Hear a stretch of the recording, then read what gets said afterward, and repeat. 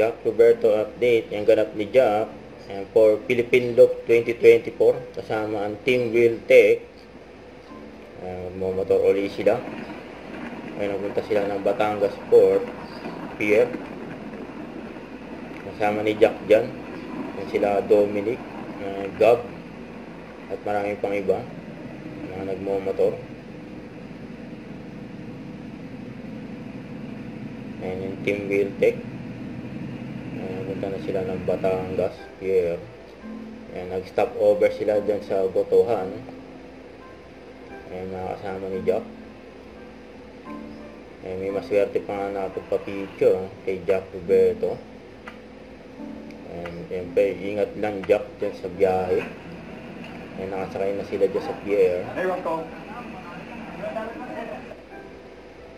Ayan, napunta na sila dyan sa Oriental Mindoro.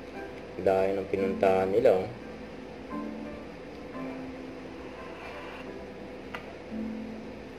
Safe ride lang. Ayan, ingat sa biyahe. Ayan, naabot na sila ng umaga. Ayan, para dyan sa event.